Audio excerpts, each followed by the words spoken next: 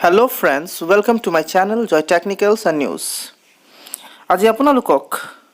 মই আপোনালোকে কেনেকৈ আপোনালোকৰ সাৰ্টিফিকেটৰ নাম যদি ভুল আহিছে তেতিয়াহলে কেনেকৈ আপোনালোকে কাৰেক্ট কৰিব পাৰিব অনলাইন নিজেই সেই বিষয়টোৰ বিষয়ে আজি আপোনালোকক অৱগত কৰিম সম্পূৰ্ণৰূপে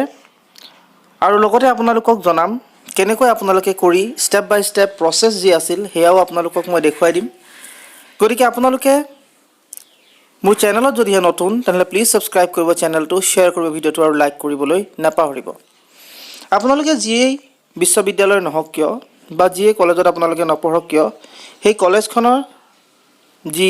কলেজখন যাৰ আন্ডাৰত আছে যেটো ইউনিভাৰ্চিটিৰ আন্ডাৰত আছে তাৰ আপোনালোকে ৱেবসাইটটো ক্লিক কৰিব প্ৰথমতে ৱেবসাইটটো আপোনালোকে মাৰিব আপোনালোকৰ ওচৰত যিকোনো এটা ব্ৰাউজাৰ হয়তো আছে ক্ৰম ব্ৰাউজাৰ আছে বা বিভিন্ন ধৰণৰ ব্ৰাউজাৰ বিলাক আছে আপোনালোকে সাধাৰণতে ক্ৰম ব্ৰাউজাৰ ইউজ কৰিব আৰু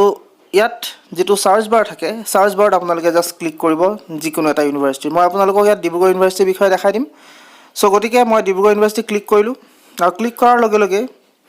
মোৰ ওচৰত গোটেই ডিব্ৰুগড় ইউনিভাৰ্চিটিৰ যেটো পেজ হেতু আহি যাব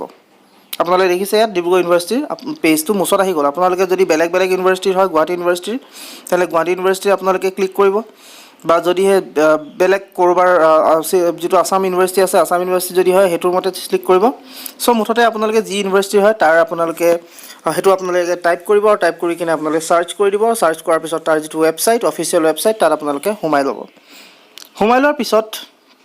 ইয়াত আপোনালোকৰ ডিব্ৰুগড় ইউনিভাৰ্চিটিৰ ভিতৰত মই যেহেতু ডিব্ৰুগড় ইউনিভাৰ্চিটিত মই দেখুৱাইছো আপোনালোকক সো ইয়াৰ আপোনালোকে তললৈ যাবগে তললৈ যোৱাৰ লগে লগে ইয়াত আপোনালোকৰ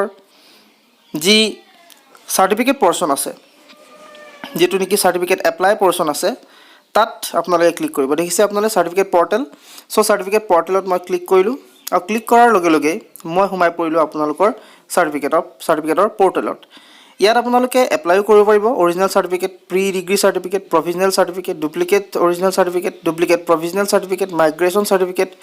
duplicate migration certificate registration card migration registration card duplicate registration card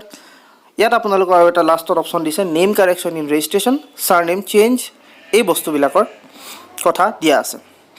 so আপোনালোকৰ ৰেজিষ্ট্ৰেচনত যদিহে নাম ভুল আহিছে তেতিয়ালে ইয়াত আপোনালোকে কি কৰিব পাৰিব চেঞ্জ কৰিব পাৰিব বা আপোনালোকে ইয়াত কাৰেক্ট কৰিব পাৰিব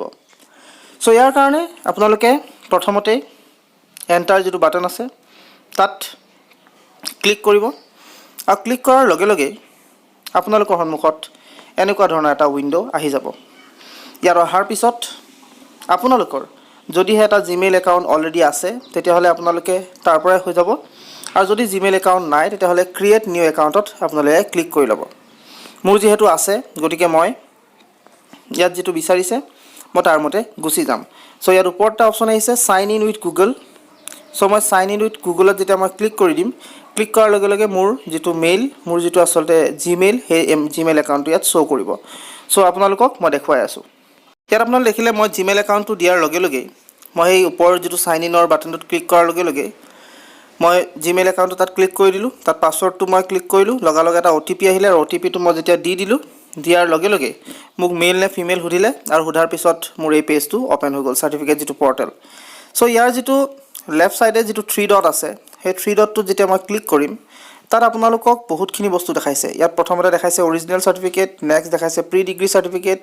3 number provisional certificate duplicate correction in certificate correction যদি কৰিবলৈ আছে সাৰ্টিফিকেটত হেতু কৰিব পাৰিব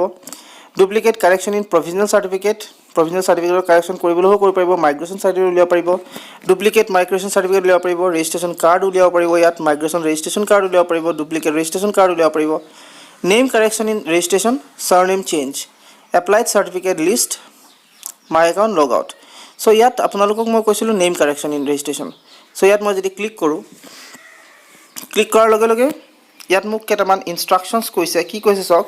digital distinctly visible copy of original registration card of due admit card of 10th standard and court affidavit duly notarized in original must be uploaded in jpeg format ইয়াত মোক কৈছে যে অতি স্পষ্ট ভাবে জিলিকি থকা অৰিজিনাল ৰেজিষ্ট্ৰেচন কাৰ্ডখন ডিব্ৰুগড় ইউনিভাৰ্চিটিৰ এডমিট কাৰ্ড 10ৰ এডমিট কাৰ্ডখন মানে মেট্ৰিকৰ এডমিট কাৰ্ডখন আৰু কোড এফিডেভিট এখন সাধাৰণতে তাক ফটো মাৰি নোটাৰাইজ যেটো কৰা আসলতে কোড এফিডেভিট হেতু ফটো মাৰি জেপিজি বা জেপিজি ফৰমেটত মোক আপলোড কৰিবলৈ কৈছে তাৰপিছত কৈছে in case of name correction registration card, যদিহে ৰেজিষ্ট্ৰেশ্যন কাৰ্ডত আপুনি নেম কাৰেকশ্যন কৰিব বিচাৰে অৰ ৰেলেভেণ্ট লিগেল ডকুমেণ্টছ, যিবিলাক উপযুক্ত লিগেল ডকুমেণ্টছ আছিলে are required to be submitted, সেইখিনি ছাবমিট কৰিব লাগিব after successful online submission. Online submission কৰাৰ পিছত আপুনি তাক ছাবমিট কৰিব লাগিব with payment in the portal, আৰু এটা ৰুপি দিব লাগিব, এটা পে'মেণ্ট আপুনি দিব লাগিব for name correction in registration card 350